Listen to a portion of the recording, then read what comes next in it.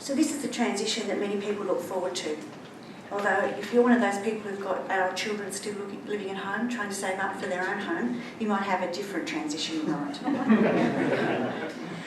We're a mortgage broking and financial planning practice, and our whole business is about helping people manage those transitions as they move through the various stages of their life, from buying their first home through to managing their retirement and beyond. We're also in an industry that itself is in transition, with a focus now on more holistic necessities and desires of our clients and what their wishes are, how we get to move them now along that path, and we now need to take an approach that's not only financial, but it's also a practical and an emotional level if we're going to be effective in what we do. So a lot of people have talked about what a traditional lifestyle looks like, and the quote that Anna had more or less takes up this whole slide. So traditionally the journey has been from school, then it went to work, then it went to retirement. It was a very linear one. That's not the case anymore. And as people's life expectancies rise, their reluctance to follow this has also risen as well.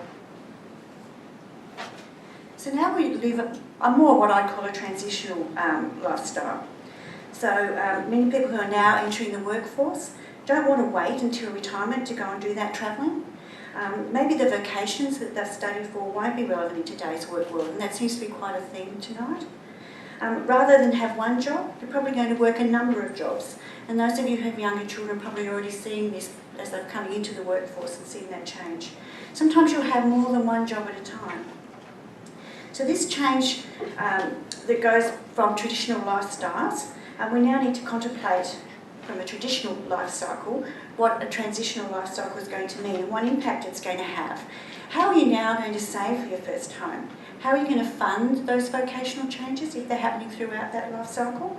What about supporting a comfortable retirement? What's that going to look like now? And how are you going to safeguard yourself should you become frail in your advanced age? Because these things are now all going to mix much more differently than what they used to. You'll be studying in retirement.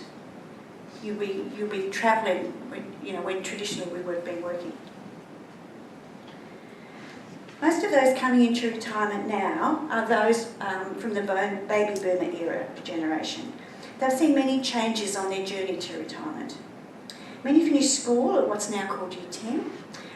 They went to matriculation college. If they did, that was because they were going on to university. And if they went to university, they normally finished about 22, they retired, and they entered the workforce. Once established, they married, started their family, bought their first home, continued working into retirement. In Canberra, that was somewhere around 55, a little bit earlier than other parts of the country. And life expectancy was about 75. So that meant you had about 20 years in retirement. But what about a 100-year life?